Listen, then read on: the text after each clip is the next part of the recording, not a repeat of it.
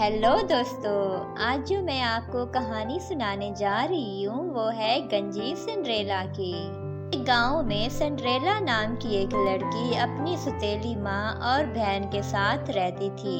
Cinderella दिखने में बहुत ही खूबसूरत थी, जिसकी वजह से सिंड्रेला की सौतेली माँ और बहन सिंड्रेला से बहुत ही ज्यादा जलती थी। वो घर का सारा काम सिंड्रेला से करवाती थी और उसको घर की नुकरानी बनाकर रखा हुआ था।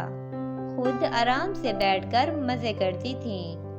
एक बार जब सिंड्रेला किचन में बर्तन धो रही होती है तो सिंड्रेला की सौतेली माँ शांति सिंड्रेला के पास आती है और कहती है, सुन लड़की, शाम को काजल को देखने कुछ लोग आ रहे हैं और हम जा रहे हैं बाजार शॉपिंग करने, तो तुम घर की अच्छे से सफाई कर देना और हाँ, कुछ अच्छे खाने भी बना लेना।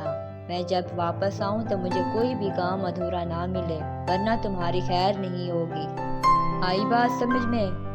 जी माँ, मैं सारा काम कर लूँगी, आप परेशान ना हो।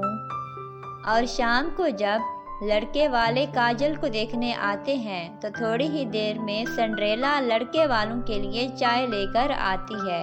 सिंड्रेला की खूबसूरती देखकर लड़के की माँ सिंड्रेला पर फिदा हो जाती है और पूछती है, अरे भाई, ये लड़की तो बहुत ही सुंदर है, कौन है ये लड़की?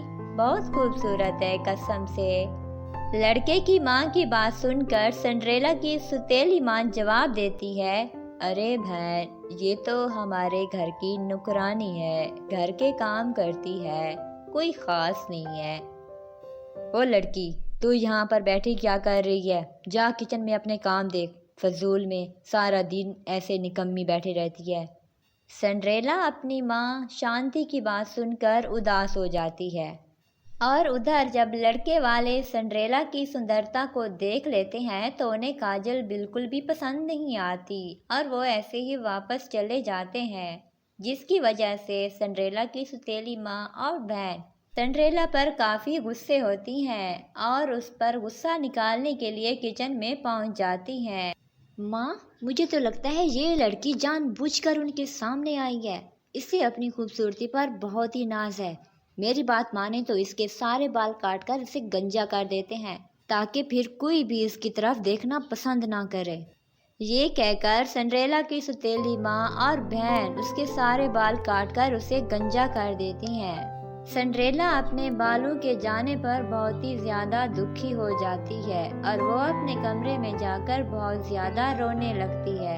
लेकिन वो फिर इस बात को भूलकर कुछ ही देर में अपने कामों में मसरूफ हो जाती है और घर के बाहर एक छोटे से बाग में जाकर फूल लगाने लगती है। जब वो बाग में फूल लगा रही होती है तो एक लड़का सुनील सिंड्रेला को देखकर उस पर फिदा हो जाता है और उसे सिंड्रेला अच्छी लगने लगती है। सुनील सिंड्रेला के पास आता है और कहता है, अरे सुनो सिंड्रेला, तुम मुझे बहुत अच्छी लगी हो। मानो तो मैं तुम्हें पसंद करने लगा हूँ और तुमसे शादी करना चाहता हूँ। क्या तुम भी मुझसे शादी करने पर राजी हो? सिंड्रेला उसकी बात सुनकर हैरान हो जाती है और उदास भी हो जाती है और कहती है, सुनील, तुम बहुत अच्छे लड़के हो, लेकिन तुम्हारे घर वाले मुझे पसंद नहीं करेंगे क्योंकि मैं गंजी हूँ और गंजी लड़की को भला अपने घर की बहू कौन बनाना पसंद करेगा। अरे सिंड्रेला, ऐसी कोई बात नहीं है। मैं फिर भी तुमसे शादी करने पर राजी हूँ। मैं तुम्हें दिल से पसंद करता हूँ, लेकिन अगर तुम फिर भी अपने बालों की वजह से परेशान हो तो मैं पास के गांव की एक जादूगरनी को जानता हूँ जो तुम्हारे बालों का अच्छे से इलाज करेगी और तुम्हारे बाल पहले जैसे हो जाएंगे। सिंड्रेला सुनील की बात सुनकर बहुत खुश हो जाती है और सुनील सिंड्रेला को लेकर उस जादूगरनी के पास जाता है। सिंड्रेला उसे अपनी सारी कैफियत बयान करती है तो जादूगरनी सिंड्रेला को एक जादू की छड़ी और करीम देती है और सिंड्रेला वो जादू की छड़ी और करीम लेकर वापस अपने घर आती है। जादू की करीम का रोजाना इस्तेमाल करके सिंड्रेला के बाल पहले जैसे हो जाते हैं और कुछ ही दिनों में सिंड्रेला और सुनील की शादी हो जाती है। फिर आसपास के सभी लोग सिंड्रेला की खूबसूरती की गुण गाने लगते हैं, जो बात काजल को बिल्कुल भी बुरी लगती है और वो अपनी माँ से जाकर कहती है, माँ, ये सिंड्रेला तो पहले जैसी खूबसूरत हो गई है और सारे लोग उसकी खूबसूरती के गुण गाने लगे हैं, मुझे तो कोई पूछता भी नहीं है। माँ, कुछ ऐसा करे ना कि सिंड्रेला को यहाँ से गायब कर दें।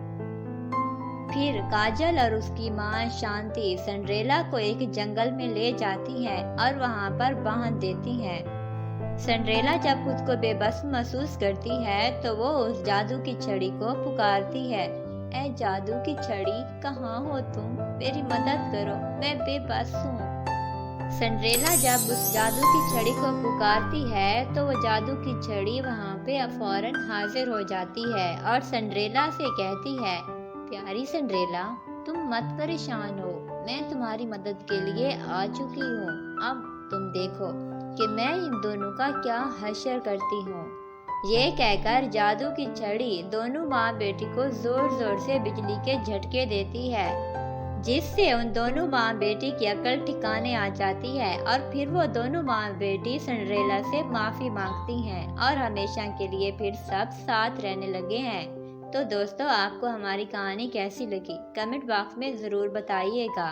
और हाँ, अगर आपने हमारे YouTube चैनल को सब्सक्राइब नहीं किया है तो नीचे दिए गए लाल बटन को दबाकर सब्सक्राइब ज़रूर कर लें और बेल आइकन को भी दबा दें। चलिए फिर मिलते हैं अगली कहानी के साथ, तब तक के लिए धन्यवाद।